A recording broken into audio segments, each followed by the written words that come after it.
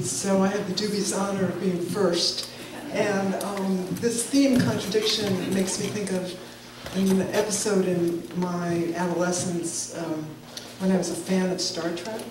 And all my girlfriends and I were arguing about whether Mr. Spock or Captain Kirk was more deserving of our love. And, and actually most of my girlfriends were in love with Mr. Spock, which I really couldn't understand because I thought that Captain Kirk, who was more impetuous and irrational, was really the more interesting character. And I just was going through this in my mind because my novel deals with a very what I think is as an archetypal choice that we make in relationships between choosing someone who is reliable and stable and will be there for the long run, and then choosing someone who is passionate and unpredictable and maybe emotionally unstable, but a lot more exciting. So this is that kind of a story, and I'm just going to read a little bit from the very beginning when the character Julia, who is in a relationship with a very stable man named Ben, runs into someone named Michael that she knew about 10 years before. I was in the old Barnes & Noble on 18th Street, the original quirky haven, half on one side of the avenue and half on the other, looking at the remaindered poetry, when I noticed a man wearing two collared shirts, a red one on top of a white one, with the sleeves pushed up. I'd once known someone who dressed like that. "Michael," I cried out. He looked up. He was unshaven and slouched as he'd always been, and a little heavier and grayer, but still handsome enough to stand out in a crowd. A tall man with a large, important-looking head and an arresting gravity of expression. Just what you'd expect a struggling composer to look like. "Julia," he exclaimed. We stared at each other across the remainders table for a long second. I knew Michael well. While a graduate student at Yale a decade before, he'd shared an apartment with my boyfriend, Ben. "Wow," I said as he came over and gave me a hug. "You look beautiful. I almost didn't recognize you. I mean, you were always beautiful, but now with the makeup and the shorter hair, you're gorgeous." "You look good too," I said, "but what's that?" I dared to touch the long scar starting at the jawbone and running down the left side of his neck. Yes, we were once that familiar with each other. The last time I'd seen him, that warm September night, we had a sushi dinner and ended up making out on the steps of the New York Public Library. So I'm going to skip forward a little bit. Julie and Michael take a walk through Manhattan and catching up on old times. And we learn that Julia, who's been living in Princeton, is thinking of moving into the city to take over her father's business. And while they walk and they talk, they not once refer to this kiss that they had 10 years ago, until finally they get to the train station and they're about to part. "Let's have dinner together, the three of us, as soon as you move in," Michael suggested. I don't know," I said, and then I blurted it out. "After that night, I told Ben what happened between us." "Immediately?" he asked.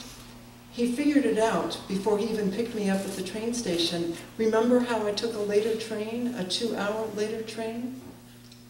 "And you confirmed his suspicion. Of course you did the right thing." "He was really angry," I said. "It was just a kiss," Michael said. "We were just friends saying goodbye." "Just friends saying goodbye," I thought. "Right," I said, hardly convinced. "Maybe you shouldn't tell him you ran into me today," he said, hooking me again. "That's what I was thinking," I said.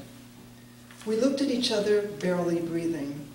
In his light brown eyes, I saw the illuminated reflection of my own hazel ones. "But we'll see each other again, right? You'll call me once you've moved in." "Yes," I said. "Promise?" "Promise." "Okay, I'm counting on it." He took me in his arms and gave me the bear hug I remembered so well.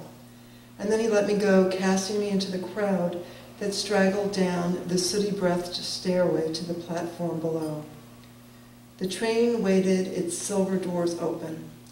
I stepped over the narrow abyss between the car and the platform, and the doors closed behind me, their rubber rims bouncing against the last passengers squeezing in. Thus they had closed 10 years before at Grand Central, when Michael had said goodbye, not at the top of the stairs, but on the platform below, standing with one foot in the train car, his back against the furiously bouncing door, as though about either to get on the train with me or pull me back out. Who was I kidding? That kiss had not been the accident that I had for a decade imagined it to be. It had been a cutting in two goodbye. I buried it determinedly in the long ago, but now here it was again, erupting from my dense, volcanic heart. I rode home with a clenched feeling in my belly. Outside the train, over the industrial landscape of northern New Jersey, blue gaseous plumes rising from mammoth chemical tanks melted into a dirty pink sky. An occasional tree struggled up between steel cylinders and belching pipes into a mauve blanket of grit-granulated smog. Tired from all the walking I'd done, I closed my eyes, but I was too agitated to sleep. 10 years before, on the night of the library steps, I got home 2 hours late. That was an awfully long dinner you had with Michael, Ben had said when he met me at the train station. Oh, we ended up taking a walk and chewing the fat for a long time, I'd said. Chewing the fat, what a ridiculous expression. I got into the car and Ben looked at me again for a long moment before pulling away from the curb. There wasn't much light coming in from the street, but I knew he'd seen enough to guess that something had happened. When we got home, he took me by the shoulders, his thumbs against my clavicles. "Did you do something with Michael?" he asked. I confessed immediately. Yes, I kissed him. I'd never seen Ben so angry. He wanted to know if I'd slept with Michael, and I said no. He asked if I had been flirting with Michael behind his back all spring. I said no. I was just spending time with him while you were studying. And that was the truth.